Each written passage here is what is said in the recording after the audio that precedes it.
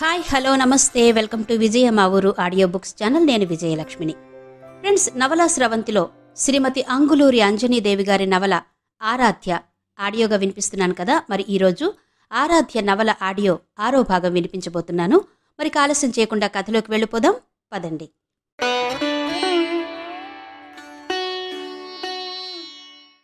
తెల్లవారకు ముందే పెళ్లివారంతా హైదరాబాద్ చేరుకున్నారు. కొత్త పెళ్లి కూతురైన ఆరాధ్య హేమంత్ భార్యగా హేమంత్ ఇంట్లో కడుగుపెట్టింది. కళ్యాణమ్మ, శ్రీనివాసరెడ్డి వాళ్ల కోడళ్లు వాళ్లకి స్వాగతం పలికారు. ఇల్లంతా కళకళలాడుతోంది. స్నానాలు చేసి టిఫిన్లు తిన్నారు. కాశిరెడ్డి రాత్రికి రిసెప్షన్ ఏర్పాట్లు చూస్తున్నాడు. శాంతారాం బంధువులు 40 మంది పైగానే దిగారు. హైదరాబాద్ నగరంలో అంతమందికి వసతులు కల్పించడమంటే మాటలు కాదు, మూటలు కావాలి. కాశిరెడ్డి ఒక ప్లాన్ వేసి లేడీస్ని లేడీస్ హాస్టల్లో, మగవాళ్లని అబ్బాయిల హాస్టల్లో ఉంచాడు. అదృష్టమేంటంటే బీటెక్ స్టూడెంట్స్కి ఎగ్జామ్స్ అయిపోయి సెలవులు రావడంతో ఒక 20 రోజులు హాస్టల్స్లో ఉండకుండా ఇళ్లకెళ్ళిపోయారు. ఆ ప్లేస్లో వీళ్లందర్నీ ఉంచారు. ఆరాధ్య తల్లిదండ్రులు బంధువులతో కలిసి హాస్టల్లో ఉన్నారే కానీ ఆరాధ్య దగ్గరకు వెళ్లలేదు. ఇది చాలా ఆశ్చర్యమనిపించి ఆలోచించసాగింది కళ్యాణమ్మ. ఆరాధ్య స్నానం చేశాక నైటీ వేసుకుంది. గాజులు మొత్తం తీసి పక్కన పెట్టింది. ఆరాధ్యతో పాటు వచ్చిన సీతాలమ్మకు అది నచ్చలేదు. నువ్విప్పుడు పెళ్లికూతురివి ఆరాధ్య, చీర కట్టుకుని గాజులు వేసుకోవాలి అంది. ఆరాధ్య వినలేదు. ఎప్పుడు వేసుకుంటే ఆ గాజులు కలర్ తగ్గుతాయి సీతాలత్త, మళ్ళీ వేసుకోవాలనిపించవు అంది. ఒక పెళ్లికానమ్మాయి ఎలా ఉంటుందో అలా నైటీలో ఉన్న ఆరాధ్యను చూడగానే కళ్యాణమ్మ, ఆమె కోడళ్లు విస్తుపోయారు. కళ్యాణమ్మ సీతాలమ్మను పిలిచింది. కొత్త పెళ్లికూతురు ఇలాగైనా ఉండేది సీతాలమ్మ? చీర కట్టుకోవాలి, బొట్టు పెట్టుకోవాలి, చేతుల నిండా గాజులు వేసుకోవాలి, కనీసం ఓ నెల రోజులైనా పెళ్లి కళతో ఉట్టిపడాలి. అన్ని రోజులు కాకపోయినా కనీసం రిసెప్షన్ అయ్యేంతవరకైనా పెళ్లి కళతో ఉండాలి. చూసేవాళ్లు ఏమనుకుంటారు? మన సంప్రదాయం మీకు తెలీదా? కొత్తగా పెళ్లైన అమ్మాయి ఎలా ఉండాలో, ఎలా అలంకరించుకోవాలో చెప్పుకోరా మీరు అంది. సీతాలమ్మ తల నేలకేసి నిలబడింది. ఆ తర్వాత తల పైకెత్తి, ఇలాంటివి తల్లి దగ్గర ఉండి కూతురికి చెప్పుకోవాలి, నేర్పుకోవాలి. మనం చెబితే కావాలని చెబుతున్నట్టు, ఏదో చెడు చెబుతున్నట్టుగా అనుకుంటారు. అందుకే ఒకసారి చెప్పి నేను వదిలేశాను కళ్యాణమ్మా అంది భయపడుతూ. మంచి మాటలు చెప్పడానికి అంతగా భయపడతారేంటండి అంది కళ్యాణమ్మ. ఇవి మీకు మంచి మాటలు కావచ్చు, మా రమాదేవి విన్నదంటే ఊరుకోదు.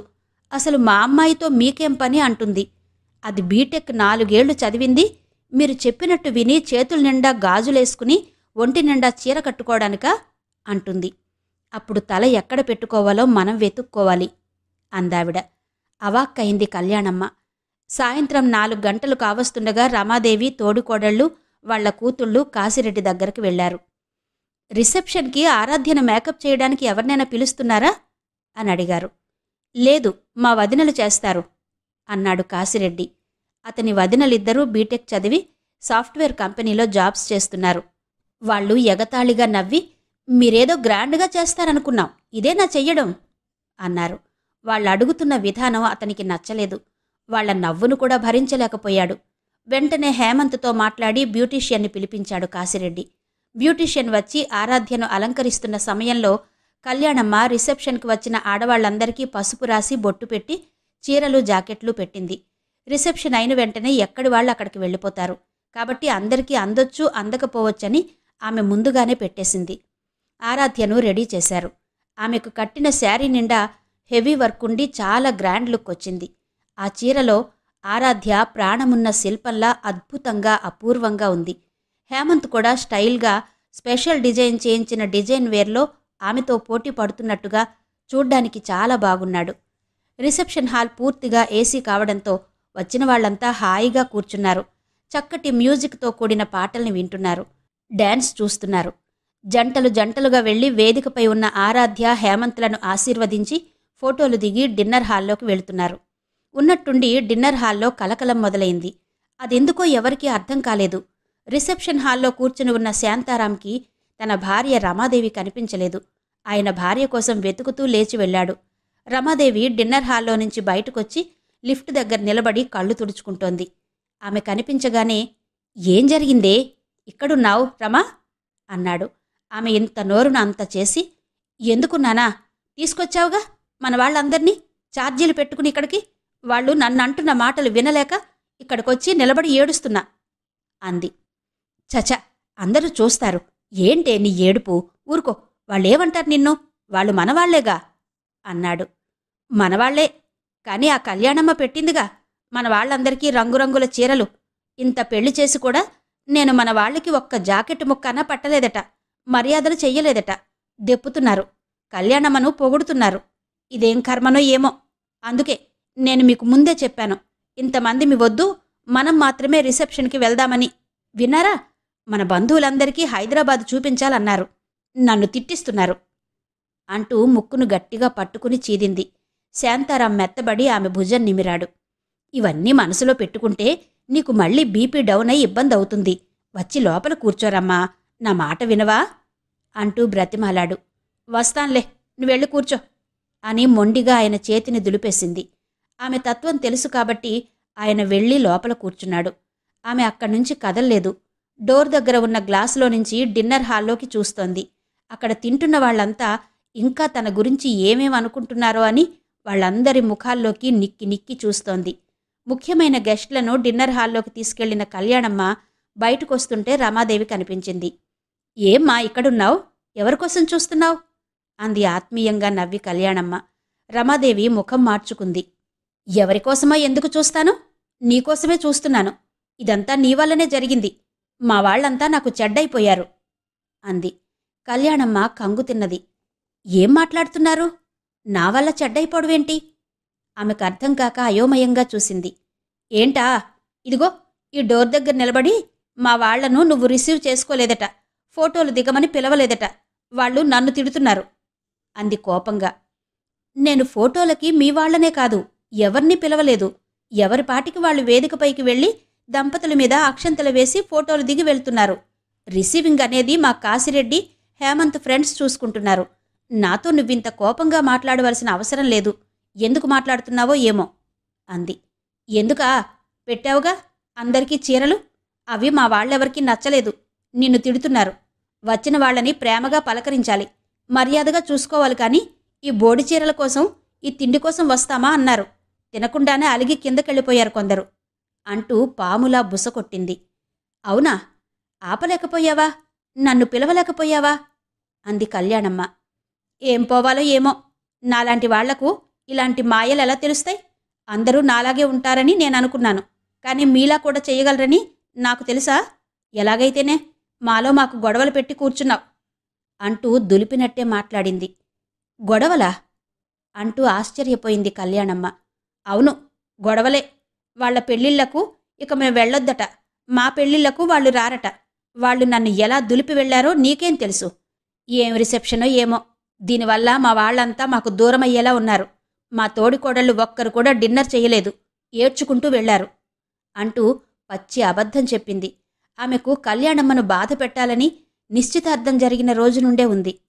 అయ్యో అలాగా, ఉండండి, నేను వెళ్ళి మీ వాళ్ళని తీసుకొస్తాను అంటూ లిఫ్ట్ పనిచేయకపోయినా 4 అంతస్తులు మెట్లు దిగి కిందికెళ్ళింది కళ్యాణమ్మ. వాళ్ళెక్కడున్నారో వెతికింది. విజిటింగ్ రూంలో కొంతమంది కూర్చుని ఉన్నారు. వెంటనే వాళ్ల దగ్గరికి వెళ్ళి వాళ్ల చేతులు పట్టుకుంది కళ్యాణమ్మ. క్షమించండమ్మా, మేము చేసిన మర్యాదల్లో ఏవైనా లోపాలుంటే ఇంకోసారి అలా జరగకుండా చూసుకుంటాం. ఇప్పుడైతే పైకి రండి, తినకుండా వెళ్లకూడదు అంది. వాళ్ళు బిత్తరపోయి చూశారు. చూడండమ్మా, మేమేమైనా పొరపాట్లు చేస్తే క్షమించండి, అంతేకాని రమాదేవిని ఏమీ అనొద్దు. పాపం, ఆవిడేం చేస్తారు? ఏదైనా ఉంటే మమ్మల్ని అనండి, అన్నం మాత్రం తినండి. శుభకార్యంలో పస్తులుండడమేంటి అంటూ కళ్యాణమ్మ వాళ్ల చేతులు వదిలి గడ్డం పట్టుకుంది. వాళ్ళు ఆశ్చర్యపోయారు. అయ్యో అమ్మా, మీరు పెద్దవారు, మర్యాదస్తులు. మా చేతులు గడ్డాలు పట్టుకుని మమ్మల్ని ఇబ్బంది పెట్టకండి. కాశిరెడ్డి ఉదయం నుండి మాకు మర్యాదలు చేస్తూనే ఉన్నాడు. ఎంత బాగా చేశాడు అంటే అడుగడుగునా హోటల్లో సప్లై చేసినట్టు చేశాడు. ఇక్కడ భోజనం కూడా చాలా బాగుంది. అది తిన్నాకనే అక్కడ పెళ్లి కన్నా ఇక్కడి రిసెప్షన్ బాగుందని రమాదేవితో అన్నాం. అది తప్పు అయింది ఆవిడికి. తెగ రోషపడిపోయింది. డిన్నర్ చేస్తున్న మాతో గొడవ పెట్టుకుంది. దాంతో ఎప్పుడూ ఇంతేలే, ఊ అన్నా గొడవే, ఆ అన్నా గొడవే. మాకు ముందే తెలుసు అది పెద్ద నోటి మనిషి అని. అందుకే ఇటొచ్చి కూర్చున్నాం. అది హైదరాబాద్ వెళ్ళినా మారదు, అమెరికా వెళ్ళినా మారదు. దాని స్పీడు తగ్గదు, దాని నోరు తగ్గదు అన్నారు వాళ్ళు. అవాక్కయింది కళ్యాణమ్మ. ఉలుకు పలుకు లేకుండా అలాగే చూసింది. వెంటనే రమాదేవి చిన్న తోడికోడలు ఆవేశంగా, వాళ్ళు చేసిన పెళ్లి చూసి మేం ఓర్వలేకపోతున్నావట. వాళ్ల పిల్లను చూసి కళ్లలో నిప్పులు పోసుకుంటున్నావట. ఆ మాత్రం ఆడపిల్ల మాకు లేదా? ఈ మాత్రం పెళ్లి మా ఆడపిల్లలకి మేం చెయ్యలేమా? అసలు మేం మా అమ్మాయిల కోసం చేసే షాపింగ్లో 1% షాపింగ్ కూడా ఆరాధ్య కోసం చెయ్యదు. మేం మా అమ్మాయిలకు పెట్టుకునే తిండిలో 0.5% తిండి కూడా ఆరాధ్యకు పెట్టదు. ఎప్పుడు చూసినా షాపులో అమ్ముకుంటూ కూర్చుంటుంది. పైకేమో నిన్ను మేము ఎంత బాగా పెంచుకున్నాం ఆరాధ్య, ఎంత బాగా చూసుకున్నాం, మాలాగా ఎవరూ చూసుకోరు అంటూ కన్న కూతురి దగ్గరే బుసలు కొడుతుంది. బయట వాళ్లతో కూడా అలాగే చెబుతుంది. ఆవిడ నాటకాలు మాకలవాటే, మీకే కొత్త అంది. కళ్యాణమ్మ అప్రతిభురాలై అలాగే చూస్తోంది. రిసెప్షన్ ఉందని మమ్మల్ని ఇంత దూరం తీసుకొచ్చిందా? ఉదయం నుండి మా కంటికి కనిపించకుండా ఎక్కడో పడుకుని నిద్రపోయింది. ఇప్పుడేమో వెళ్ళి ముందు వరుసలో కూర్చుంది. మమ్మల్ని ఏం పట్టించుకుంది? ఈ పెళ్లి కోసం 1000 రూపాయలు ఖర్చు పెట్టుకుని షాపింగులు చేసుకున్నాం. కనీసం ఫోటోలకైనా పిలిచిందా? బంధువులం కదా, అలాగేనా ఆవిడ మాతో ఉండాల్సింది? మీరు నిశ్చితార్థం రోజు వచ్చి వెళ్ళాక మిమ్మల్ని కూడా చాలా మాటలన్నది తెలుసా? మీరు హేమంత్ అమ్మలాగా పోజు కొడుతున్నారట. అసలు మీరు నిజంగానే హేమంత్ అమ్మ అయితే ఇంకెలా ఉండేదోనట అని ఆమె ఇంకా ఏదో అంటుంటే కళ్యాణమ్మను వెతుక్కుంటూ శ్రీనివాసరెడ్డి వచ్చాడు. భర్తను చూడగానే కళ్యాణమ్మ ఒక్క క్షణం కూడా అక్కడ నిలబడలేదు. కారు తీసుకురండి, వెళ్ళిపోదాం అంది. మధ్యలో వెళ్తే బావుండదు, ఇంకొద్దిసేపు ఉండి వెళ్దాం కళ్యాణి అన్నాడు శ్రీనివాసరెడ్డి. ఉన్నది చాలు, కాశిరెడ్డున్నాడుగా, బయలుదేరండి అంటూ త్వరగా నడుచుకుంటూ రోడ్డు మీదకు వెళ్లి నిలబడింది. కారు తీసుకొచ్చాడు శ్రీనివాసరెడ్డి. కళ్యాణమ్మ కారులో కూర్చుని ఇంటికెళ్ళిపోయింది. రిసెప్షన్లో కళ్యాణమ్మ శ్రీనివాసరెడ్డి కనిపించకపోవడం ఆశ్చర్యం వేసింది హేమంత్కి. కాశిరెడ్డిని అడిగితే హెల్త్ బాగుండక వెళ్ళిపోయిందని చెప్పాడు. వెంటనే ఫోన్ చేస్తే ఆమె కానీ శ్రీనివాసరెడ్డి కానీ లిఫ్ట్ చేయలేదు. ఆ తర్వాత ఎన్నిసార్లు చేసినా అలాగే జరిగింది. వాళ్ళలా మాట్లాడకుండా మౌనంగా ఉండిపోవడంతో విషయం తెలియక బాధపడ్డాడు హేమంత్. రిసెప్షన్ జరిగిన మరురోజే ఆరాధ్య హాస్టల్ వెకేట్ చేసి హేమంత్ దగ్గరకొచ్చింది. ఎప్పట్లాగే ఆఫీస్కు వెళ్తోంది. ఆరాధ్య పనిచేసేది హేమంత్ వాళ్ల కంపెనీలోనే అయినా బ్రాంచెస్ వేరుగా ఉంటాయి. ఆరాధ్య పనిచేసే బిల్డింగ్కి హేమంత్ పనిచేసే బిల్డింగ్ దూరంగా ఉంటుంది. అంతేకాదు, ఈ మధ్యన వాళ్ల వర్కింగ్ అవర్స్లో కూడా తేడా వచ్చింది. టైమింగ్స్ కూడా ఒకేలా ఉండవు. ఈవినింగ్ టైంలో ఇంటికి ఒకరు ముందొస్తే ఒకరు తర్వాత వస్తారు. దానికి కారణాలు చాలా ఉంటాయి. అవి పైకి చెప్పుకునేంత పెద్దవి కావు, అలా అని వదిలేసేంత చిన్నవి కావు. హేమంత్ ఇంటికొచ్చిన గంట తర్వాత వాత్సల్య స్కూటీ మీద ఇంటికొచ్చింది ఆరాధ్య. రాగానే హేమంత్ మీద విసుక్కుంది. ఎన్నిసార్లు అడగాలి నాకో స్కూటీ కొనిమ్మని? విని విననట్టు పోస్ట్ పోన్ చేస్తున్నారు అంది. నా దగ్గర ఏమైనా డబ్బులుండి కొనివ్వడం లేదా? అర్థం చేసుకోవే అన్నాడు హేమంత్. మీరే నన్ను అర్థం చేసుకోవడం లేదు. ఈ మధ్యన మీరు నాకన్నా ముందు ఆఫీస్కి వెళ్ళిపోతున్నారు. అందుకే నేను బస్సులో వెళ్లవలసి వస్తోంది. నేను సిటీ బస్సులో రోజు నిలబడి ఆఫీస్కి వెళ్తున్నాను. ఎవడెక్కడ తాకుతాడో తెలీదు. రోజు గొడవ పెట్టుకుంటూ వెళ్లాలా? ఒక్కరోజు కూడా నాకు సీటు దొరకడం లేదు. ఆఫీస్ అవర్స్లో బస్ జర్నీ ఎలా ఉంటుందో మీకు తెలుసు. ఫ్రెండ్స్ కూడా అడుగుతున్నారు. కారులో ఆఫీస్కి వెళ్లాల్సిన మీరు బస్సులో వెళ్తున్నారు ఎందుకు మరీ ఘోరంగా అని అంది ఆరాధ్య. దానికి నేనేం చెయ్యను చెప్పు అన్నాడు సహనంగా. మీరేం చేస్తారో నాకు తెలీదు. నాకైతే స్కూటీ కావాలి. వాత్సల్యను రోజు డ్రాప్ చేయమని అడగలేకపోతున్నా అంది. అడగలేకపోతే బస్సులో వెళ్ళు. నీకైతే నేనిప్పుడు స్కూటీ కొనివ్వలేను. 2 సంవత్సరాలుగా నేను జాబ్ చేసి అకౌంట్లో దాచుకున్న 5 లక్షల్లో 3 లక్షలు నీ నగలకి, 2 లక్షలు రిసెప్షన్కి అయిపోయాయి. రిసెప్షన్కి 2 లక్షలు సరిపోక ఇంకో 2 లక్షలు బయట తేవలసొచ్చింది. వాటి కోసం ప్రతి నెల నా శాలరీలో సగం శాలరీ కట్ అయిపోతోంది. ఇంతకన్నా కటింగ్స్ పెడితే నెల మొత్తం ఇబ్బంది పడాల్సొస్తుంది. అందుకే నువ్వెంత అడిగినా నేను మాత్రం స్కూటీ కొనివ్వలేను. 2 లక్షల అప్పు తీరేంత వరకు నన్ను అడగొద్దు. అవును, నేనంటే నా 2 ఇయర్స్ సంపాదన రిసెప్షన్ కోసం గోల్డ్ కోసం పెట్టాను. నువ్వు 6 నెలలుగా జాబ్ చేస్తున్నావుగా, ఆ డబ్బుతో కొనుక్కోవచ్చుగా అన్నాడు. ఆమె వెంటనే మాట్లాడకుండా ఒక్క క్షణం ఆగింది.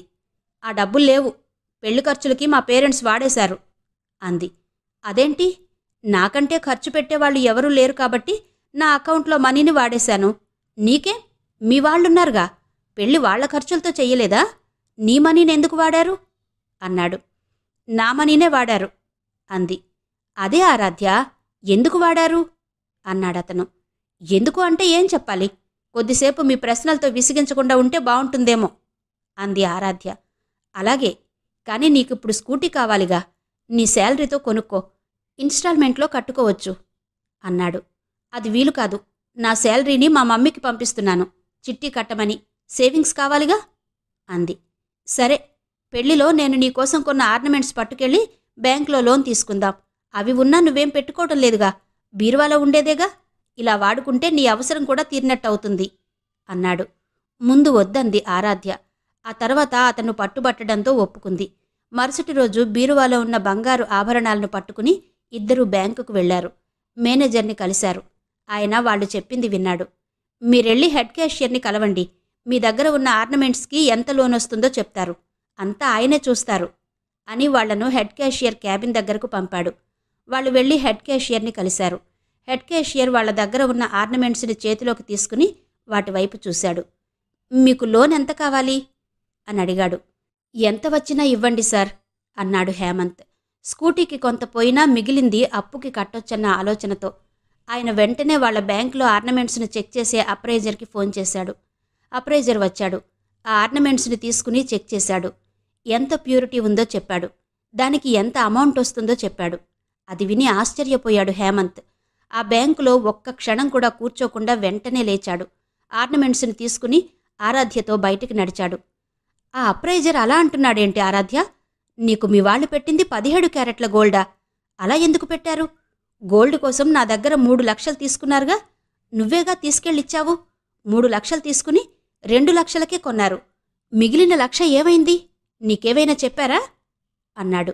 ఆరాధ్య మౌనంగా చూసింది. అలా చూస్తామేం ఆరాధ్య? ఇదంతా నీకు తెలిసే జరిగిందా, తెలియకుండా జరిగిందా? కనీసం అదైనా చెప్పు అన్నాడు.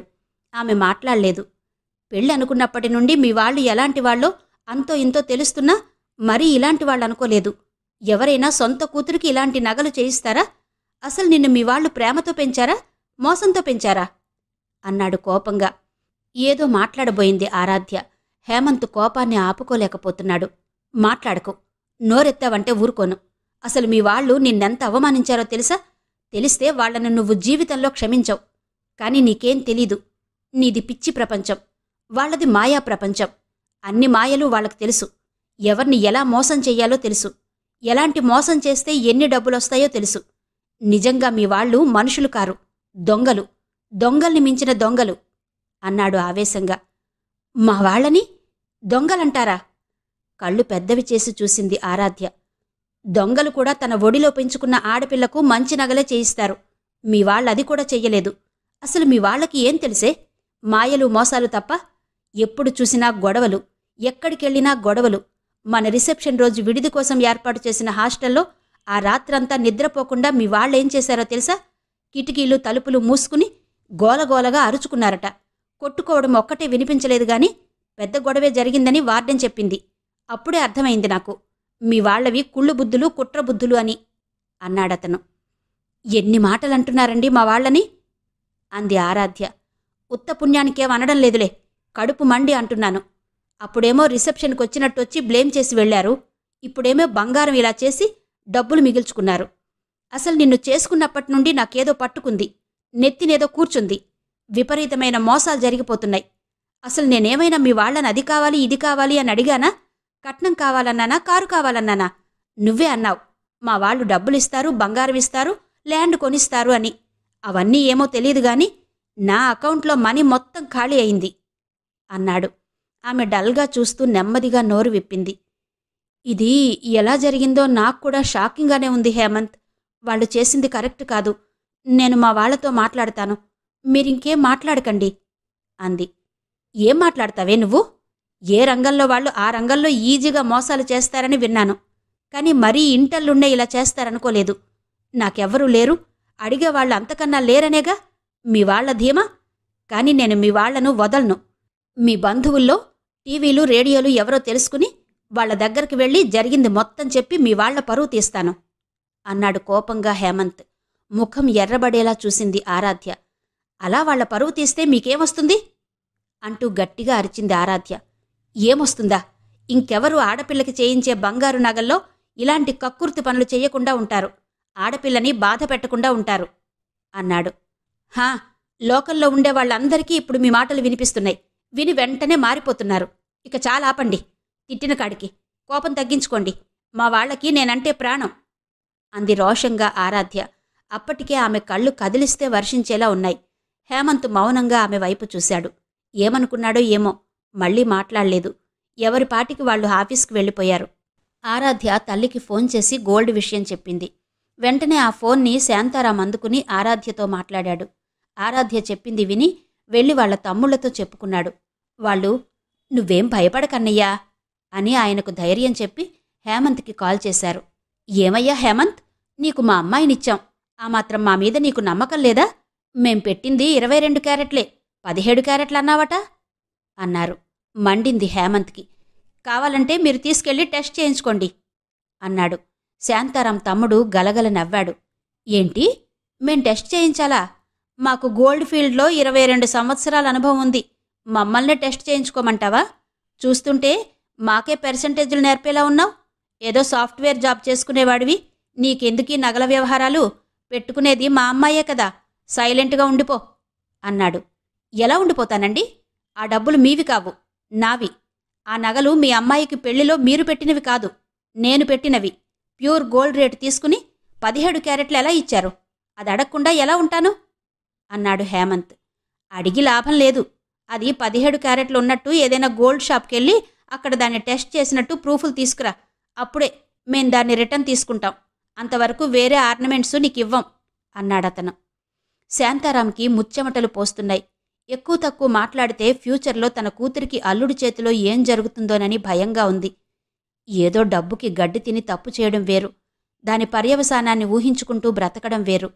రేపు తన కూతుర్ని హేమంత్ ఎలా చూస్తాడోనన్న కంగారెక్కువైంది.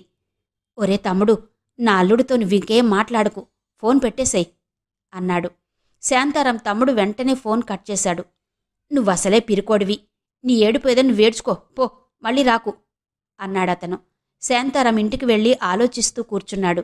ఆరాధ్య ఊరెళ్లాలని ఆఫీసులో వర్క్ చేస్తున్నప్పుడే కంప్యూటర్ ఆన్ చేసింది. తత్కాల్లో టికెట్ బుక్ చేసింది.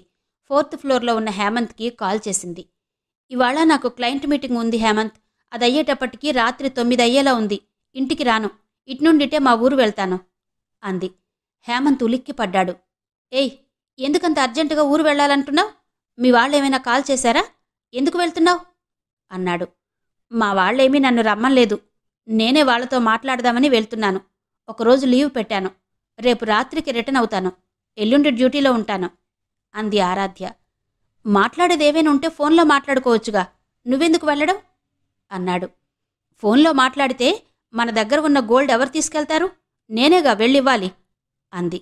మీ తమ్ముడికి కాల్ చేసి రమ్మంటే వస్తాడు, లేదంటే మీ నాన్నని రమ్మను, వస్తాడు, వచ్చి తీసుకెళ్తారు.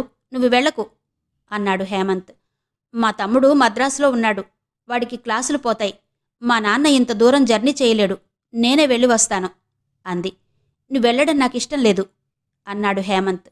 ఇష్టం లేకపోతే నాకు మీ ముఖంలోకి చూడాలంటేనే కష్టంగా ఉంది. మా వాళ్లను మీరు తిట్టిన తిట్లే గుర్తొస్తున్నాయి అంది. నాకసలు తిట్లే రావు. బ్యాంక్ అప్రైజర్ అలా అనగానే షాక్ అయ్యి ఎమోషన్ అయ్యాను, అంతే. మీ వాళ్లంటే నాకేం కోపం లేదు. నేను మీ నాన్నగారితో ఫోన్లో మాట్లాడాను. ఆయన మళ్ళీ నాకు కాల్ చేస్తానన్నారు. నువ్వెళ్ళొద్దు అన్నాడు హేమంత్. ఆయన అలాగే అంటారు, మళ్ళీ మర్చిపోతారు అంది ఆరాధ్య. హేమంత్ మాట్లాడలేదు. కాల్ కట్ చేసింది ఆరాధ్య. ఆ రాత్రి ట్రైన్కే ఊరు వెళ్ళింది. ఆరాధ్య ఇంటికి ఎందుకొచ్చింది కొద్ది కొద్దిగా అర్థమవుతున్నా ఇంత త్వరగా వస్తుందనుకోలేదు శాంతారాం, రమాదేవి. అసలు గోల్డ్ ఎందుకు చెక్ చేయించారు మీరు అడిగాడు శాంతారాం. ఆయన పక్కనే ఉన్న రమాదేవి కళ్లలో కూడా అదే ప్రశ్న. విషయం చెప్పింది ఆరాధ్య. అది విని తేలికపడ్డారు. లేకుంటే వాళ్ల మీద నమ్మకం లేక హేమంత్నే కళ్యాణ్ జ్యువెలరీకి వెళ్లి టెస్ట్ చేయించాడని హేమంత్ మీద నురగలు కక్కుతున్నారు. మనకి దొరకాల్సిన అల్లుడు కాదని తలలు పట్టుకున్నారు. ఇంటి గుట్టు రచ్చకీడ్చేలా ఉన్నాడని తలలు బాదుకున్నారు.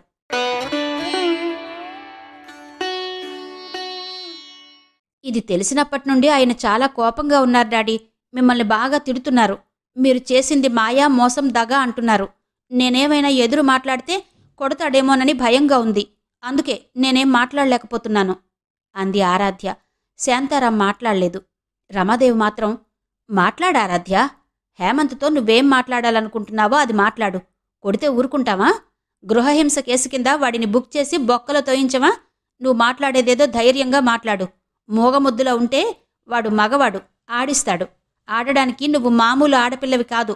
నిన్ను మేము మామూలుగా పెంచలేదు. బీటెక్ చదివించాం. సాఫ్ట్వేర్ జాబ్ చేస్తున్నావు. మెత్తమెత్తగా ఉండి మా పరువు తీయకు అంది. అబ్బా, నువ్వుండవే రమా అన్నాడు శాంతారాం. నేనుండగా ఎక్కడికి పోతానండి? ఇక్కడే ఉంటా. కూతురికి 4 మంచి మాటలు చెప్పుకోకుండా మీరు నా దగ్గర వణికినట్టే దాన్ని వాడి దగ్గర వణికించకండి. అది బ్రతకలేదు. అసలే దానికి ప్రపంచం తెలీదు. పేరుకేమో బీటెక్ చదివింది. సాఫ్ట్వేర్ అమ్మాయి. ఏం లాభం? చూస్తున్నారుగా. అక్కడే వాణ్ణి 4 జాడించక రైలెక్కొచ్చింది అంది. మీ మమ్మీ మాటలు నువ్వేం పట్టించుకోకురా. నా మాట విని ఆ నగలు మన ఇంట్లో పెట్టి నువ్వు హైదరాబాద్ వెళ్ళు అన్నాడు. ఆయన ఊరుకోరు నాన్నా. నగలు కూడా పట్టుకెళ్ళి ఇచ్చి వచ్చావా? వాటిని కూడా వాళ్ళు దొబ్బేస్తారులే అంటాడు. అలాంటి మాటలు వినాలంటే నాకు బాధగా ఉంటుంది అంది. వాడెవడే నిన్ను బాధ పెట్టడానికి? కయ్యమంది రమాదేవి. అల్లుడు. నువ్వు కాస్త నోరు మూస్తావా? ఉరిమి చూశాడు శాంతారాం. అల్లుడైతే బాధ పెట్టాలా? ఒక్కొక్కళ్ళు భార్యల్ని ఎలా చూసుకుంటున్నారో చూడు. వీడేమో పెళ్ళైన 2 నెలలకే మనల్ని తిట్టి మన అమ్మాయిని ఇంటికి పంపించాడు. వాడేం అల్లుడండి? పెళ్లికి ముందు ఎంత తీయగా మాట్లాడాడు, ఎన్ని మాయమాటలు చెప్పాడు. అది విని చాలా మంచోడనుకున్నాం. వాడా కంపెనీ వదిలేసి సినిమాల్లోకి పోతే బావుండేలా ఉంది. అమ్మో అమ్మో, ఏమి నటనా ఏమి నటనా! మన కూతుర్ని పెళ్లి చేసుకుని మనల్నే తిడతాడా? కష్టపడి కనిపెంచి మన పిల్లని వాడికిచ్చింది ఇందుకేనా? మంచి మర్యాద ఉందా వాడికి? అంది రమాదేవి. అల్లుడిని పట్టుకుని వాడు వీడు అనకే, వినేవాళ్లు నీ నోట్లో గడ్డి పెడతారు అన్నాడు శాంతారాం. ఎవరున్నారండి ఇక్కడ వినడానికి? మనలో మనం కూడా మాట్లాడుకోవద్దా? మాట్లాడకపోతే వాడి గురించి మన అమ్మాయికి ఎలా తెలియాలి? వాడినింకా మంచివాడనే అనుకుంటోంది. దీని బొంద, దీనికేం తెలుసు? చదువుకుంటున్నప్పుడు రాత్రి 12 దాటేదాకా కంప్యూటర్ ముందు కూర్చునేది. తెల్లవారి నిద్ర లేపితే దాని ఆరోగ్యం పాడవుతుందని నిద్ర కూడా లేపకుండా ఎంత జాగ్రత్తగా పెంచుకున్నావు. మనల్నే తిడతాడా అంది. తిడితే తిట్టాడులేవే, మనం కూడా సర్దుకుపోవాలి. ఆడపిల్లనిచ్చాం అన్నాడు శాంతారాం. ఇస్తే ఏ భయమా? వాడు కూసే కూతలన్నీ పడాలా అంది రమాదేవి. పడితే ఏ, వాళ్ళిద్దరూ బాగుండాలి. వాళ్ళు బాగుండాలనేగా మనమింత కష్టపడి పెళ్లి చేసింది అన్నాడు. వాడెక్కడ బాగుండనిస్తాడండి? అలాంటి ఆశలేం పెట్టుకోకండి అంది రమాదేవి. అంటే ఏంటే నువ్వు మాట్లాడేది? నీ మూర్ఖత్వంతో వాళ్ళిద్దరిని విడదీస్తావా ఏ అన్నాడు భయంగా. నేనేది మాట్లాడినా ఇంతే, పూర్తిగా మాట్లాడనివ్వరు అంది రమాదేవి. నువ్వు పూర్తిగా మాట్లాడితే జరిగే అనర్థాలు చూస్తున్నాంగా అన్నాడతను. ఏం జరిగాయి అంది కోపంగా. అసలు ఈ వెధవ పనికి పునాది నీ వల్లనేగా జరిగింది. వద్దని చెప్పాను. నువ్వు నీ కొడుకు విన్నారా? బయటపడితే ప్రమాదమని మొత్తుకున్నాను. ఏం కాదులే అన్నావు. ఇప్పుడు చూడు అన్నాడు శాంతారాం. ఇప్పుడు కూడా ఏం కాదు. ఆ హేమంత్ని మన అమ్మాయి హైదరాబాద్ వెళ్లే లోపలే ఇక్కడికి రమ్మని పిలవండి, వస్తాడు అంది. వచ్చి ఏం చెయ్యాలి? డబ్బులు అడిగితే ఎక్కడి నుంచి తేవాలి? ఎంత చెప్పినా వినవు. షాపులో వచ్చిన డబ్బులు వచ్చినట్టే వడ్డీలకు తిప్పుతావు. వాళ్ళేమైనా ఇస్తారా చస్తారా? మధ్యలో నేను చచ్చేలా ఉన్నాను అన్నాడు శాంతారాం. ఆయన మాటలు విని ఆరాధ్య భయపడింది. తల్లికి తండ్రికి మధ్యన ఇలాంటి గొడవలు రోజూ ఉండేవే. ఒక్కోసారి ఇంతకన్నా ఎక్కువ గొడవలే ఉంటాయి. ఏ గొడవ లేకుండా కొట్టుకున్న రోజులు కూడా ఉన్నాయి. కానీ తన వల్ల తన తండ్రికి చచ్చేంత పరిస్థితి రావడం మనసు తట్టుకోలేకపోతోంది. మీరేం చావొద్దు. అతన్నొక్కసారి పిలిపించి మీ చిన్న తమ్ముడి దగ్గర కూర్చోబెడదాం అంది రమాదేవి. ఎందుకు? వాడి దగ్గర కూర్చోబెట్టి అల్లుడికి మందు అలవాటు చేపిద్దామనా? అసలేంటే నీ ప్లాను అన్నాడు శాంతారాం. మందు కాదు, విందు కాదు. మీ తమ్ముడి చేత 4 మంచి మాటలు చెప్పిద్దాం అందావిడ. వాడు మంచి మాటలు చెప్తాడా? దెయ్యాలు వేదాలు వల్లించినట్టు వాడి దగ్గర మంచి మాటలెక్కడున్నాయే? వాడసలే కొట్టి మాట్లాడే రకం. దానివల్లనే వాడి పిల్లలకి కూడా పెళ్లిళ్ళు కాలేదు. అమ్మాయిలు బాగున్నారని నచ్చి ముందుకొచ్చిన వాళ్ళు కూడా అబ్బో వాళ్ళ అబ్బ రౌడీ, ఆ తలనొప్పి మనకెందుకు అంటూ తిరిగి చూడకుండా వెళ్ళిపోతున్నారు. అలాంటి వాడితో అల్లుడికి మంచి మాటలు చెప్పిస్తావా? కొంచెమైనా జ్ఞానం ఉందా నీకు అంటూ అరిచాడు శాంతారాం. మంచి మాటలా పాడా? అమ్మాయిని బాగా చూసుకోమని బెదిరించి పంపిస్తే సరిపోతుంది. ఇక మన జోలికి రాడు. మనమేం చేసినా నోరెత్తడు. మనం పెళ్లిలో ఇస్తామని చెప్పిన డబ్బులు, బంగారం, ఫ్లాట్ ఇవేవీ ఇవ్వకపోయినా ఏం కాదు అంది. నీలాగా ఆలోచించేవాళ్ళుండబట్టే అత్తగారిళ్లకు వెళ్లిన ఆడపిల్లలకి ఓ గౌరవం, విలువ లేకుండా పోతున్నాయి. అవి లేనప్పుడు ప్రేమాభిమానాలు ఎక్కడి నుంచొస్తాయి అందుకే కొందరు ఆడపిల్లలు నీరు నీడలేని అడవిలో బొంతల్లా పడుంటున్నారు. నా బిడ్డకి అలాంటి గతొద్దు. నువ్వు హైదరాబాద్ వెళ్ళు ఆరాధ్య అన్నాడు కూతురు వైపు తిరిగి శాంతారాం. భర్త చెప్పేది నచ్చక ఒక్క ఉదుటున లేచి బయటకెళ్ళింది రమాదేవి. వెళ్ళి షాపులో కూర్చుంది. డాడీ, నేను హైదరాబాద్ వెళ్ళాలి అంటే ఆయన నగల కోసం నాకిచ్చిన 3 లక్షలకి నేను సమాధానం చెప్పాలి. ఈ నగలు ఇక్కడే ఉంచండి. వీటికి బదులు మీరు డబ్బులిస్తే తీసుకెళ్తాను అంది. అంత డబ్బు ఇప్పుడు ఎక్కడ్నుంచి వస్తుంది ఆరాధ్య అన్నాడు శాంతారాం. మమ్మీ నగలు ప్యూరేగా నాన్న, అవివ్వండి. వాటిని బ్యాంకులో పెట్టి స్కూటీ కొంటాను. ఈ లోపల నువ్వు డబ్బులకు రెడీ చేసి కాల్ చేయి. మమ్మీ నగలిచ్చి డబ్బులు తీసుకెళ్తాను అంది. వాటిని తీసుకెళ్తే మమ్మీ బాధపడుతుందా ఆరాధ్య అన్నాడతను. ఎందుకు డాడీ బాధ? అదంతే ఆరాధ్య, వాటి మీద ఎప్పటినుంచో మమకారం పెంచుకుని ఉంది మీ మమ్మీ అన్నాడు. మమ్మీకి నా మీద కూడా మమకారం ఉందిగా డాడీ అంది ఆరాధ్య. అది వేరు ఇది వేరు తల్లి అన్నాడు శాంతారాం. వేరంటే ఏంటి డాడీ, నాకర్థం కావడం లేదు అంది ఆరాధ్య. గోపికి పెళ్ళైతే వాటిని వాడి భార్యకి ఇచ్చుకోవాలని ఉంది ఆరాధ్య. మీ మమ్మీకి ఇప్పుడు నువ్వు వాటిని తీసుకెళ్తే బాధపడుతుంది. వద్దని చెప్పదు, కాని మంచం ఎక్కి దిగులు పడుతుంది. నీకు తెలుసుగా మీ మమ్మీ తత్వం. దాన్నెందుకు చెప్పు ఈ వయసులో బాధ పెట్టడం అన్నాడతను. అయితే ఇప్పుడు నన్నేం చేయమంటారు డాడీ అంది ఆరాధ్య. డబ్బులు నిదానంగా పంపిస్తానమ్మా. ఈ విషయం నేను హేమంత్కి కాల్ చేసి చెప్తాను. మళ్ళీ కూడా కాల్ చేస్తానని చెప్పాను. నీకు చెప్పలేదా అన్నాడు. చెప్పారు డాడీ అంది. మరింత లోపలే ఎందుకొచ్చావా ఆరాధ్య? అంత తొందరేంటి? పంపిస్తానన్నానుగా. నా మీద నమ్మకం లేదా? నేనెటిపోతాను అన్నాడతను. మీరు మరీ అంత నిష్ఠూరంగా మాట్లాడకండి డాడీ. మనం తప్పు చేశాం. ఇది చాలా సున్నితమైన సందర్భం. నాకు మీరు కావాలి, ఆయన కావాలి. అందుకే వచ్చాను అంది ఆరాధ్య. అదేనమ్మా, అందరం బాగుండాలి. ముఖ్యంగా నువ్వు బాగుండాలి. అందుకే కొద్ది రోజులు ఇక్కడే ఉండు. హేమంత్ వచ్చి తీసుకెళ్తాడు అన్నాడు. ఇక్కడ ఉంటే నా ఉద్యోగం పోతుంది డాడీ అంది. సరే వెళ్ళు. నువ్వు వెళ్ళినా మా ఇద్దరి మనసు నీ దగ్గరే ఉంటుందమ్మా. ఎలా ఉంటావో ఏమో అని అన్నాడతను. హా, అందరం మంచివాళ్లమే డాడీ. అందుకే బాగుంటాం. కానీ మార్పులొస్తున్నాయి. పరిస్థితులు కూడా మారుతున్నాయి. ఎలా బాగుంటాం అంది బరువుగా ఆరాధ్య. అలా అనకు ఆరాధ్య. పరిస్థితులదేముంది? అవి మనం ఎలా తిప్పుకుంటే అలా తిరుగుతాయి అన్నాడతను తేలిగ్గా. అవి తిరగవు డాడీ, మనం తిరుగుతాం. ఈ నగలు మీ దగ్గరుంచండి. హేమంత్ బ్యాంక్ అకౌంట్ నెంబర్ తీసుకుని డబ్బులు ఆయన అకౌంట్లో వేయండి. తొందరేం లేదు, టెన్షన్ పడకండి అంది ఆరాధ్య. శాంతారాం నిజంగానే సంతోషపడ్డాడు. ఆరాధ్య తల్లి దగ్గరికి వెళ్ళి షాప్లో కూర్చుంది. ఎందుకమ్మా ఇలా వచ్చావు అంది రమాదేవి. నీతో మాట్లాడాలని వచ్చాను మమ్మీ అంది ఆరాధ్య. అయితే ఇంట్లోకి పద, అక్కడ మాట్లాడుకుందాం అంటూ వెంటనే షాప్ షట్టర్ కిందికి లాగి ఆరాధ్యను ఇంట్లోకి తీసుకెళ్ళింది రమాదేవి. ఆరాధ్యను ఎప్పుడూ షాప్లో కూర్చొనివ్వదు. 10 మంది వచ్చిపోతుంటారు. ఆరాధ్యను చూస్తే బావుండదని షాప్లోకి రానివ్వదు. ఇంట్లోకి వెళ్ళాక ఆరాధ్య వైపు ప్రశాంతంగా చూసింది రమాదేవి. మాట్లాడారాధ్య అంది. డాడీ హేమంత్ అకౌంట్లో మనీ వేస్తాడట మమ్మీ. నన్ను హైదరాబాద్ వెళ్ళమంటున్నాడు అంది. నువ్వేమన్నావు వెంటనే అడిగింది రమాదేవి. వెళ్తానన్నాను, కానీ డాడీని కొంచెం త్వరగా మనీ వెయ్యమని చెప్పు మమ్మీ, లేకుంటే హేమంత్ ఊరుకోడు అంది. ఆయన దగ్గర డబ్బులెక్కడివే? అన్నీ దొంగమాటలు. నిన్ను హేమంత్ దగ్గరకు పంపాలని వెధవనాటకాలు ఆడుతున్నాడు. ఏం అవసరం లేదు.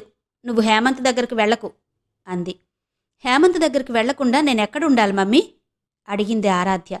అలా అంటావేం ఆరాధ్య? హైదరాబాద్లో లేడీస్ హాస్టల్స్ ఏమైనా కరువయ్యాయా? వెళ్ళి హాస్టల్లో ఉండు, ఏ బాధ ఉండదు అంది రమాదేవి. అది కాదు మమ్మీ, పెళ్ళయ్యాక హాస్టల్లో ఉంటే బావుండదు. బయట పరిస్థితులు ఎలా ఉన్నాయో నీకు తెలీదు. అందుకే ఇలా మాట్లాడుతున్నావు అంది ఆరాధ్య. అయితే హాస్టల్లో ఉండొద్దు. నీ ఫ్రెండ్స్ ఎవరైనా ఉంటే వాళ్ల దగ్గరికి వెళ్ళి ఉండు, బాగుంటుంది అంది రమాదేవి. ఇదంతా ఎందుకు మమ్మీ? ఆ డబ్బులేవో ఇస్తే హేమంత్ దగ్గరే ఉంటాను కదా అంది. అవే ఉంటే వాడి చేత ఇన్ని మాటలు పడతామా చెప్పు? పెళ్ళైతే బాగుంటుందనుకున్నాను కానీ ఇలా ఉంటుందనుకోలేదు. అనుకుంటే ఆ పెళ్లి చేసేవాళ్లమా? ఇప్పుడు చూడు మనకెన్ని బాధలొచ్చాయో అంది బాధగా రమాదేవి. కన్నీళ్లు తుడుచుకుంది. అల్లుణ్ణి తిట్టింది. ఏం అల్లుడో ఏమో, అత్తంటే గౌరవం లేదు, బావమరిదంటే ప్రేమ లేదు, మామంటే లక్ష్యం లేదు అంటూ గొణిగింది. ఆరాధ్యకు ఆందోళన మొదలైంది. ఎంత అడిగినా తల్లి డబ్బులిచ్చేటట్టు లేదు. తను ఏ ముఖం పెట్టుకుని హేమంత్ దగ్గరకు వెళ్ళాలి? వెళ్ళినా ఒక్కరోజు మౌనంగా ఉన్నా మళ్ళీ రోజు డబ్బుల ప్రసక్తి తీసుకురాడా? అన్ని డబ్బుల్ని తనెక్కడి నుండి తేవాలి? ఫ్రెండ్స్ని అడిగినా అంత డబ్బు ఇస్తారా? ఒకవేళ ఫ్రెండ్స్ దగ్గర అప్పు చేస్తే హేమంత్ ఇప్పుడు పడుతున్న ఇబ్బందుల్నే తను పడాల్సొస్తుంది. అప్పుడు నెల నెలా కడుతున్న చిట్టి ఆగిపోతుంది. అప్పెందుకులే చేయడం అనుకుని డబ్బులు లేకుండా వట్టి చేతులతో వెళ్తే హేమంత్ ఏమంటాడో ఏమో. ఆ డబ్బులు గుర్తొచ్చినప్పుడల్లా ఆవేశపడొచ్చు, కొట్టొచ్చు, తిట్టొచ్చు. ఎంతైనా అవి డబ్బులు కదా. అందుకే భయంగా ఉంది.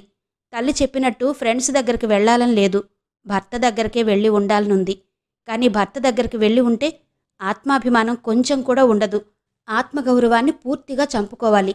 అనుక్షణం అతన్ని తప్పించుకు తిరగాలి. దొంగలా ఉండాలి. దొంగ బ్రతుకు తనకిష్టం లేదు. అందుకే వెంటనే కిచెన్లోకి వెళ్ళి తలుపు గడియ పెట్టుకుంది ఆరాధ్య. ఎందుకే తలుపు మూసుకుంటావు? నువ్వు బయటికి రా, నీతో మాట్లాడాలి అంటూ ఏదో అనుమానం వచ్చి ఏడ్చింది రమాదేవి. ఎంతసేపైనా ఏడుపు ఆగలేదు. తల్లి ఏడుపు వినలేక బయటకొచ్చింది ఆరాధ్య. ఆరాధ్యతో రమాదేవి చాలాసేపు మాట్లాడింది. తల్లి చెప్పినట్టు విని ఆ రాత్రికే బయలుదేరి హైదరాబాదుకు వెళ్ళింది ఆరాధ్య.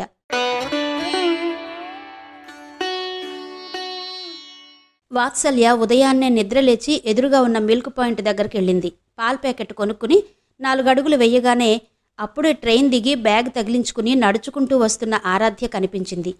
చూడగానే, ఏంటి ఈ టైంలో ఇటొస్తున్నావు? ఎక్కడికెళ్తున్నావు ఆరాధ్య? అడిగింది వాత్సల్య. ఎప్పుడైనా వెంటనే సమాధానం చెప్పే ఆరాధ్య మౌనంగా మెడ చుట్టూ ఉన్న చున్నీని ఇంకాస్త దగ్గరగా చేసి పట్టుకుంది. భుజానికి ఉన్న బ్యాగ్ సరిచేసుకుంటూ చూసింది. వాత్సల్య ఆరాధ్యకు మరికాస్త చేరువై భుజాల చుట్టూ చెయ్యి వేసి, చెప్పవే, ఎక్కడికి వెళ్తున్నావు? అంది. ఆరాధ్య మాట్లాడకపోవడంతో ఏదో గుచ్చుకుంటే అరిచినట్టు ఓ చిన్న అరుపు అరిచి ఆరాధ్య భుజాల చుట్టూ వేసిన చేతిని తీసేసింది వాత్సల్య. అర్థం కాక, ఏమైందే, నా భుజం కత్తిలాగా గుచ్చుకుందా అరిచావు? అడిగింది ఆరాధ్య. హా, భుజం కాదు, నీ జుట్టు. చెత్త మీద చెయ్యి పెట్టినట్టు ఆ జుట్టేంటే అంత రఫ్గా, అంత పొడవుగా, మరీ హెవీగా ఉంది. వీపంతా జుట్టే. దగ్గరకొచ్చి ముట్టుకుంటే చాలు చెంపలు చేతులు గీరుకుపోయేలా ఉన్నాయి. హేమంత్ ఎలా మేనేజ్ చేస్తున్నాడే? అడిగింది వాత్సల్య. హేమంత్ పేరు వినగానే పైకి ప్రకటించలేని చలనం కలిగింది ఆరాధ్యలో. వెంటనే క్లిప్ పెట్టి వదిలేసి ఉన్న ఆరాధ్య జుట్టును గుప్పెట పట్టి పైకి లేపి వీపుపైకి నెమ్మదిగా వదులుతూ సరదాగా నవ్వింది వాత్సల్య. అప్పటి కవులు ఏం చూసేవారే ఈ జుట్టులో? అంగుళం అంగుళం కొలుచుకుంటూ కవిత్వం చెప్పేవాళ్లట. నాకైతే గుచ్చుకోవడం తప్ప ఇంకే ఫీలింగ్ రావడం లేదు అంది అల్లరిగా నవ్వి వాత్సల్య. కవుల సంగతి నాకు తెలీదు. హేమంత్ మాత్రం నా జుట్టుని బాగా మెచ్చుకునేవాడు అంది ఆరాధ్య వాత్సల్య వైపు తిరిగి. అప్పుడు చూసింది వాత్సల్య ఆరాధ్య ముఖంలోకి. ఏంటే అలా ఉన్నావు అంటూ నుదుటి మీద చెయ్యి పెట్టి చూసి, వేడిగా ఉందేంటి, జ్వరమా? అడిగింది. జ్వరమేం లేదు, మా ఊరు వెళ్ళాను. రాత్రంతా జర్నీ చేసొచ్చాను కదా, అందుకే అలా ఉందేమో అని ఆరాధ్య చెబుతుంటే ఆరాధ్య మొబైల్ రింగ్ అయింది. వెంటనే ఫోన్ లిఫ్ట్ చేసి, హలో మమ్మీ, ఇప్పుడే ట్రైన్ దిగి వాత్సల్య దగ్గరికి వెళ్తున్నా అంది. అవతలి వైపు నుంచి రమాదేవి, మంచి పని చేస్తున్నావు ఆరాధ్య.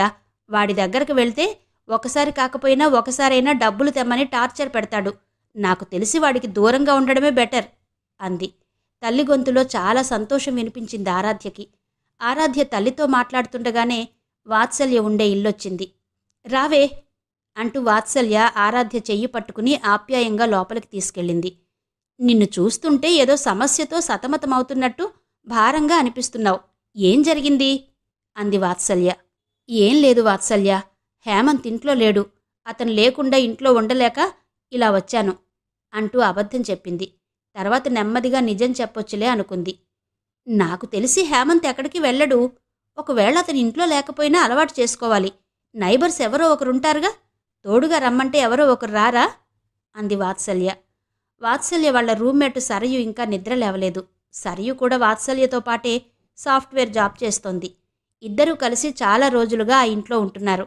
వాత్సల్య కిచెన్లోకి వెళ్ళి కాఫీ పెడుతూ, రోజూ ఈ టైంలో కాఫీ నువ్వు పెడతావేమో కదా, ఇవాళ నా చేతి కాఫీ చూడు అంది. నేను పెట్టను, హేమంత్ పెడతాడు. మా ఇద్దరికీ బాక్సులో అన్నం కర్రీ కూడా అతనే ప్రిపేర్ చేస్తాడు అంది ఆరాధ్య. అలా అయితే కష్టం కదా అంది వాత్సల్య. ఎవరికి? హేమంత్కి. ఇక ముందు ఆ కష్టం హేమంత్కుండదులే. ఎందుకుండదు? మొన్న ఇంట్లోకెళ్ళినప్పుడు వంట ఏమైనా నేర్చుకుని వచ్చావా ఏ? లేదు. మా మమ్మీ నేను వంట ఇంట్లోకి వెళితేనే తిడుతుంది. కాళ్ళు విరగ్గొడతా అంటుంది. అదేంటి?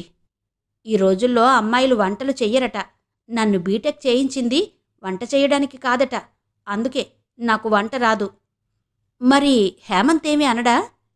ప్రేమ ఎక్కువగా ఉన్నప్పుడు ఏమీ అండు, తక్కువగా ఉన్నప్పుడు మాత్రం అంటూ ఆరాధ్య వాత్సల్య ఇచ్చిన కాఫీ కప్ అందుకుంది. తను కూడా ఓ కాఫీ కప్ పట్టుకుని ఇంట్రెస్టింగ్గా ఆ చెప్పు చెప్పు, తక్కువగా ఉన్నప్పుడేమంటాడు అంది వాత్సల్య. ఆరాధ్య వెంటనే చేతిలో ఉన్న కప్పును స్టవ్ పక్కన పెట్టింది. మెడ చుట్టూ ఉన్న చున్నీని సర్రున లాగి నడుంకి కట్టుకుంది. హేమంత్లా యాక్షన్ చేస్తూ నాలిక మడత పెట్టింది. అసలు మీ మమ్మీ నీకు వంట ఎందుకు నేర్పలేదే? నీకు వంట రాదు, టైంకు నిద్ర లేవవు, చేసి పెట్టింది సరిగ్గా తినవు. అదేమంటే మా వాళ్లకు నా మీద చాలా ప్రేమ అంటావు. ఏం ప్రేమే మీ వాళ్ల ప్రేమ? అసలు నిజంగానే మీ వాళ్లకి నీ మీద ప్రేమ ఉందా? ఉంటే ఇలాగైనా ఉండేది అని ఉడుక్కుంటాడు అంటూ నవ్వింది ఆరాధ్య. ఆరాధ్య చెప్పే విధానం చూసి వాత్సల్య తనలో తాను నవ్వుకుంటూ ఓ కప్పు కాఫీని చిన్న సైజు ఫ్లాస్క్లో పోసింది. అదెవరికి అంది ఆరాధ్య. ఇది సరయుకి. నిద్ర లేవగానే తాగి స్నానం చేసి రెడీ అవుతుంది. నేను ఈ లోపల వంట చేసి తనకు నాకు బాక్స్ రెడీ చేస్తాను. నీకు కూడా ఇవాళ ఇక్కడే బాక్స్ పెడతాను, రెడీ అవ్వు.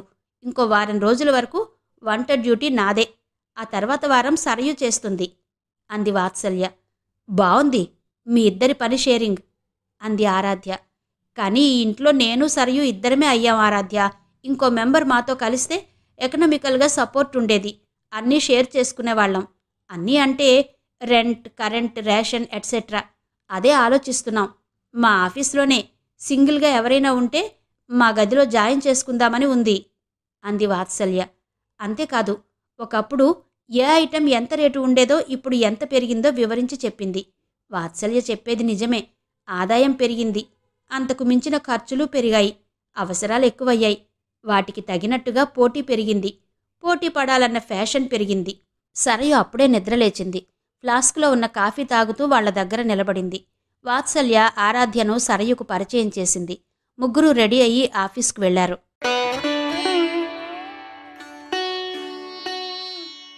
ఆరాధ్య ఊరెళ్ళి 10 రోజులు దాటినా తిరిగి హైదరాబాద్ రాలేదని హేమంత్ ఆలోచనలో పడ్డాడు.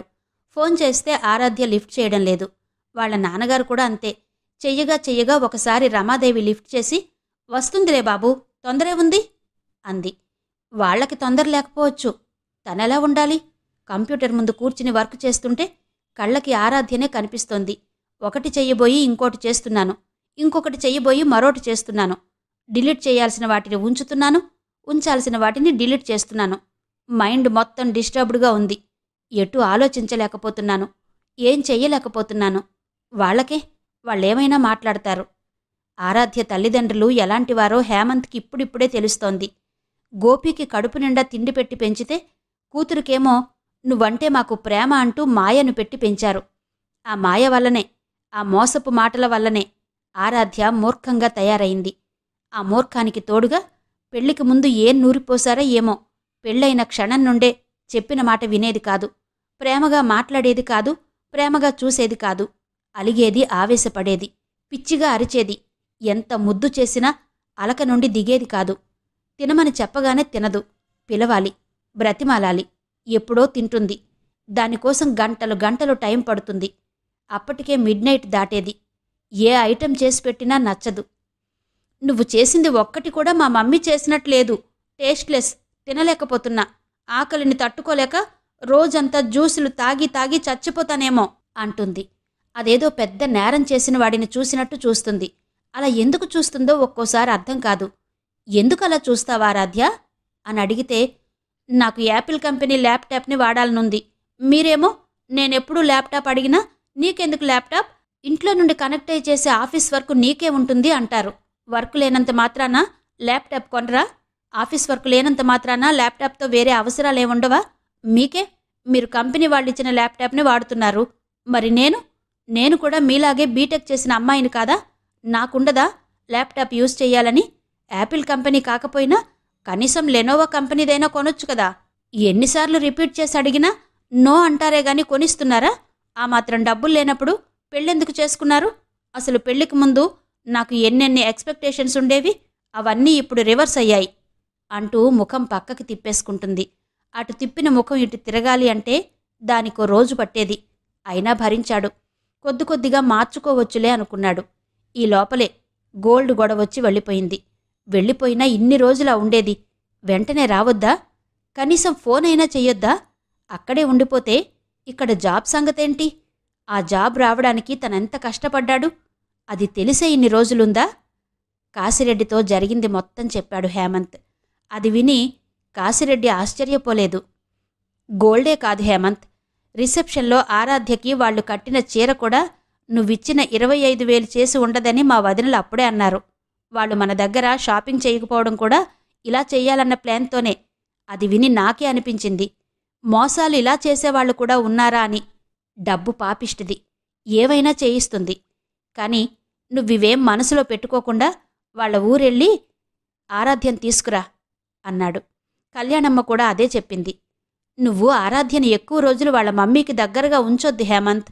ఎందుకంటే ఇంతవరకు నువ్వు చెప్పిన దాన్ని బట్టి చూస్తుంటే ఆరాధ్య మీద వాళ్ళ మమ్మీ ప్రభావం ఎక్కువగా ఉన్నట్టు అనిపిస్తోంది. నిజానికి రమాదేవికి వాళ్ళ కూతురంటే ప్రేమ కన్నా అసూయనే ఎక్కువగా ఉంది. ఆ అసూయతోనే కూతురు వైభవాన్ని కంటి నిండుగా చూడలేక ఆ రోజు రిసెప్షన్లో ఒకరికి తెలియకుండా ఒకరిని రెచ్చగొట్టింది. ఆవిడ తత్వం ఇది అని తెలియని వాళ్ల బంధువులంతా కాట్ల కుక్కల్లా అరుచుకున్నారు. పనిలో పనిగా రమాదేవి నన్ను కూడా అనవసరంగా బ్లేమ్ చేసింది. ఆవిడ దగ్గర నాలాంటి వాళ్లు ఒక్క క్షణం ఉండాల్సి వచ్చినా తమ హుందాతనాన్ని పక్కన పెట్టి ఆమెలాగే చిల్లరగా బిహేవ్ చేయాల్సి వస్తుంది. నాకలా చేయడం ఇష్టం లేకనే అంకుల్ని తీసుకుని ఇంటికెళ్ళిపోయాను. మేమలా వెళ్ళిపోతే నువ్వు బాధపడతావని నాకు తెలుసు. కానీ నేను బాధపడుతూ అక్కడ ఉండలేకపోయాను. పెళ్లిళ్లలో ఇలాంటివి మామూలే. ఇప్పుడు నీకు ఆరాధ్య ముఖ్యం. వెంటనే వెళ్ళి ఆరాధ్యను హైదరాబాద్ తీసుకురా, వాళ్ల దగ్గరుంచొద్దు అంది. కాశిరెడ్డి కళ్యాణమ్మ చెప్పింది విని ఆరాధ్యను తీసుకుని రావాలని ఊరు బయలుదేరాడు హేమంత్.